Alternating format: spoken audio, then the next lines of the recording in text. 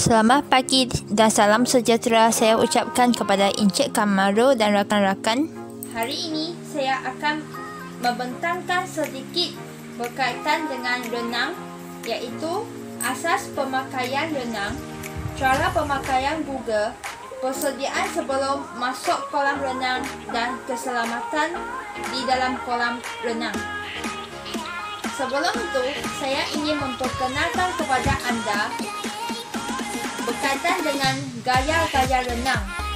Gaya renang boleh dibahagi. Untuk saya ingin memperkenalkan kepada anda berkaitan dengan gaya-gaya renang. Gaya renang boleh dibahagikan kepada 4 yang utama, iaitu yang pertama, breaststroke, yang kedua, freestyle stroke, yang ketiga, backstroke dan yang keempat, butterfly stroke. Seterusnya, kelengkapan untuk renang boleh dibahagikan kepada 4, iaitu yang pertama, baju renang, yang kedua, topi renang, yang ketiga, Google, yang keempat, kickboard. Dalam hal ini, ketika berada dalam kolam renang, anda tidak dibenarkan memakai baju t-shirt ataupun pakaian yang diperbuat daripada cotton. Hal ini disebabkan pakaian yang diperbuat daripada cotton akan menyerap air dan mungkin akan menambahkan beban ketika anda berenang. Oleh itu, pakaian cotton adalah tidak sesuai. Untuk lelaki, mereka digalakkan memakai seluar tight dan baju tight. Untuk yang perempuan pula, juga digalakkan memakai baju tight dan seluar tight pada masa yang sama, memastikan anda memakai dengan sopan untuk berenang.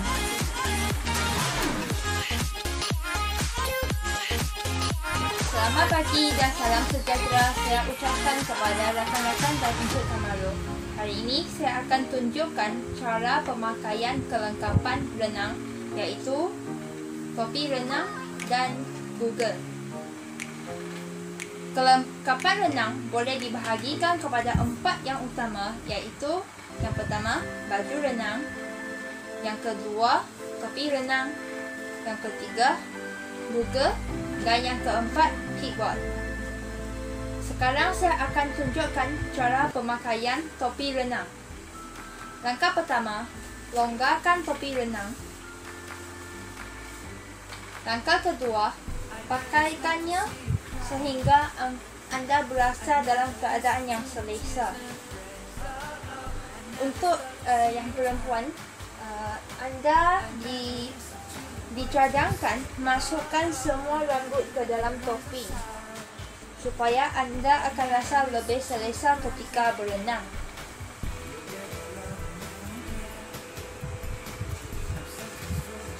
Tujuan pemakaian topi renang adalah untuk mengurangkan rintangan air dan membolehkan kita bergerak ke hadapan dengan lebih laju.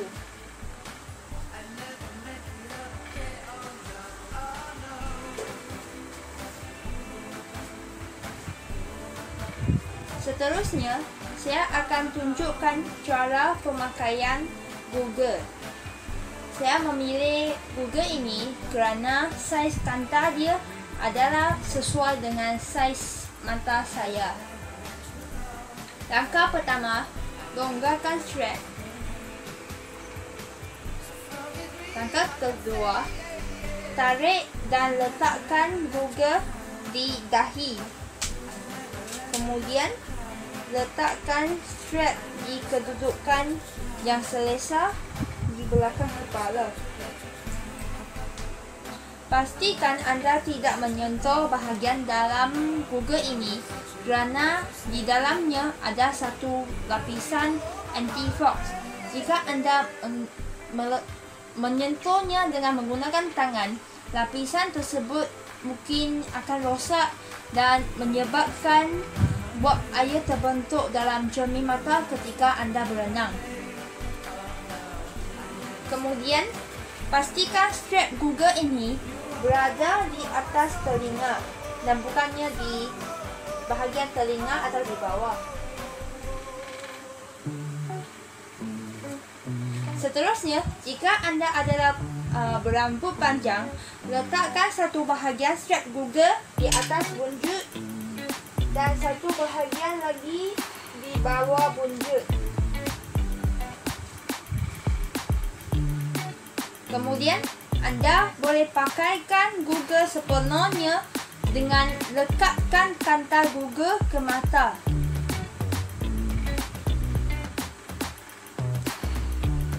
Laraskan strap Google dengan mengetatkannya atau melonggarkannya mengikut keselesaan masing-masing.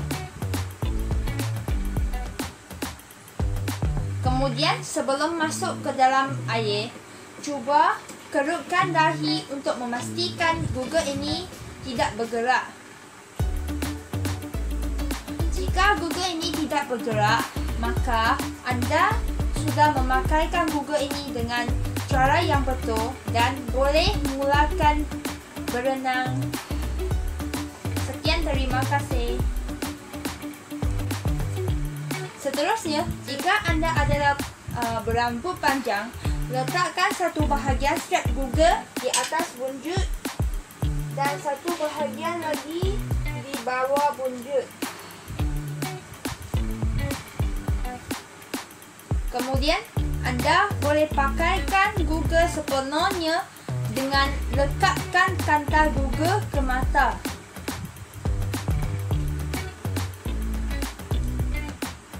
Laraskan strap Google dengan mengetatkannya atau melonggarkannya mengikut keselesaan masing-masing. Kemudian, sebelum masuk ke dalam air, cuba kerutkan dahi untuk memastikan Google ini tidak bergerak.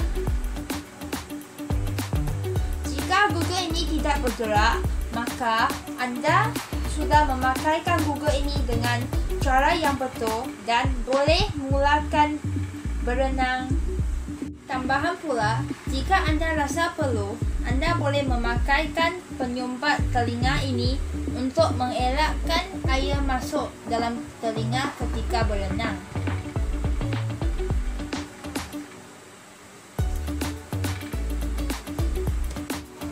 Seterusnya, saya akan bentangkan tentang persediaan sebelum masuk ke kolam renang. Yang pertama, anda haruslah melakukan senaman regangan dan aktiviti memanaskan badan yang secukupnya sebelum mula renang. Renang merupakan satu sukan yang melibatkan semua otot di badan kita. Oleh itu, adalah penting untuk anda melakukan stretching yang secukupnya bagi mengelakkan masalah kekejangan otot. Yang kedua, anda haruslah basahkan badan sebelum masuk ke dalam kolam air, kerana kolam air mempunyai suhu yang lebih rendah berbanding dengan badan kita. Oleh itu, adalah penting untuk anda membasahkan badan terlebih dahulu supaya diri anda boleh menyesuaikan diri dengan suhu air ketika berada dalam kolam nanti. Dan hal ini juga sebagai satu langkah membersihkan badan kita sebelum masuk ke dalam kolam.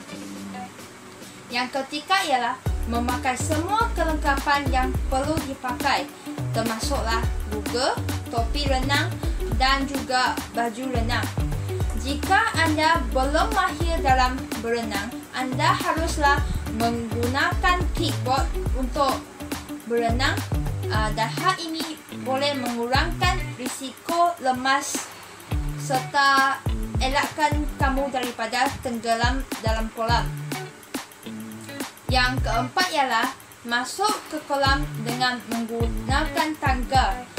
Anda tidak digalakkan melompat ke dalam kolam kerana di sekitar kolam itu jalan di sekitar kolam itu adalah licin. Anda mungkin tergelincir ketika anda melakukan lompatan ke kolam. Oleh itu, anda lebih digalakkan turun ke kolam dengan menggunakan tangga yang disediakan. Seterusnya, kita akan melihat kepada aspek keselamatan ketika di sekitar kolam renang dan di dalam kolam renang. Yang pertama, anda tidak dibenarkan berlari di sekitar kolam kerana lantai di situ adalah licin. Yang kedua, anda dilarang meludah dan membuang hingus di dalam kolam kerana hal ini akan mengotorkan air dalam kolam. Yang ketiga, anda dilarang makan dan minum ketika berada di kolam kerana perbuatan ini juga akan mengotorkan air di dalam kolam.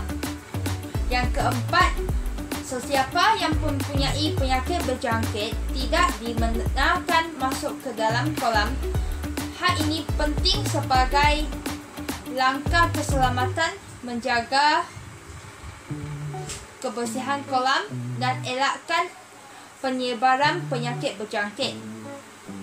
Dan yang terakhir ialah kanak-kanak atau mereka yang baru sahaja mula belajar berenang mesti diawasi oleh penjaga untuk elakkan daripada kemalangan seperti lemas. Sekian sahaja perkongsian saya pada sesi pembentangan kali ini. Saya berharap info-info yang saya bentangkan ini dapat membantu anda dalam bidang berenang. Sekian, terima kasih.